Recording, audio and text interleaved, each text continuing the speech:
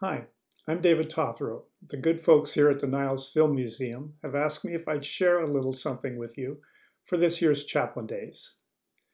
For some strange reason, I don't know why, I've been thinking a lot about dictators lately, so I thought maybe something from the Great Dictator. I know, it's not directly related to Niles, but give me a second and I'll connect a few dots. In order to do that, let's go back a little over 60 years. That's me, 63 years ago, sitting with my grandfather on the roof of his house. But to get to the very beginning of the connection, we've got to go back further than that. In 1912, my grandfather, Rollie Totheroh, was a semi-professional baseball player over in Marin County who got hired by an up-and-coming film company, the S&A Company, just after they settled in Niles. He was given the job of being the company third baseman and also an extra in some of the movies.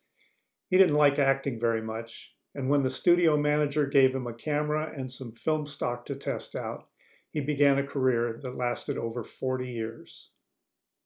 That's three dots connected. Me to Grandpa to Niles. And the fourth dot?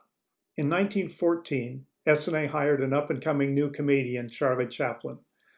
A little over a year later, Chaplin left S&A, and then, when S&A closed its Niles studios in March of 1916, Grandpa moved to Los Angeles and got himself a job working with Chaplin.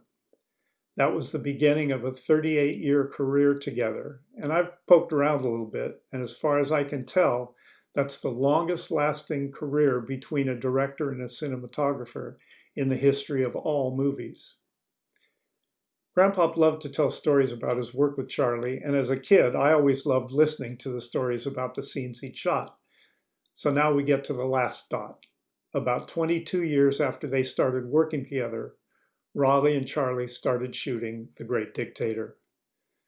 And that gets us to a fun little story about a scene that you won't see in any film. And well, since it's his story, why don't I let Grandpa tell you about it himself? He had the idea of the background projection in The Great Dictator.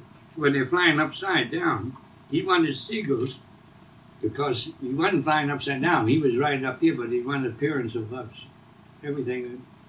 He's flying upside down for the public to grasp. He's flying upside down. But him and what's-his-name is riding straight. We had turned him over, and he did quite a bit turned over, and then they straightened the thing up, the plane. And he wanted birds, seagulls, he said would do. I want them flying upside down, coming in head first. Sid Chaplin and Charlie approached me about could I do it. So I said, well, let me figure it out. Some people say, oh, well, just print the tail end first, reverse it, wind it, and then print it through. I said, yeah, but they'll come in ass first. They'll come in backwards. He wants to come in head first like this. So, geez, I went home and I figured it out and I drew it out. I would go through a projector and then it hit on me. So, all right, I'll have to get a reverse motor. I'll set my camera upside down on a tripod, get a special tripod or a rod to go through. I'll set my camera upside down. Then I'll take it reverse. So upside down, reverse. Which I did, and I came back, I made a trip, I took three fellows with me. We had a nice trip and spent quite a while over the island before it came back. And when this stuff was around the morning, the funniest thing you ever saw in your life, these seagulls coming in with the wings going like, gawking, going like that.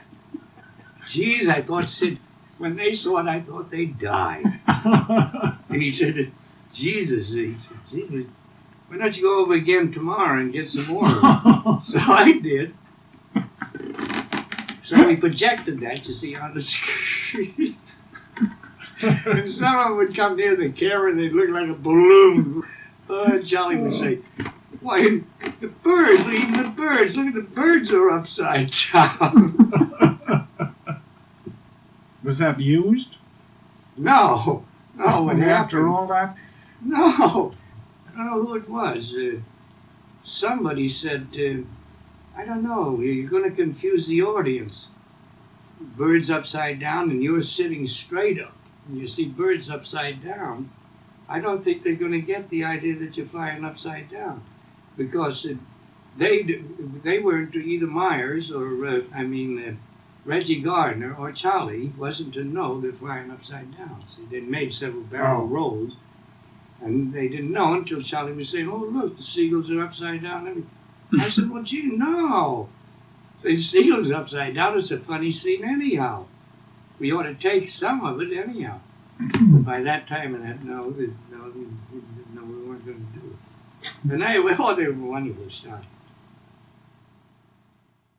Hope you enjoyed that little story. I know I've enjoyed sharing the connection between Grandpa and Niles and Chaplin and the Great Dictator.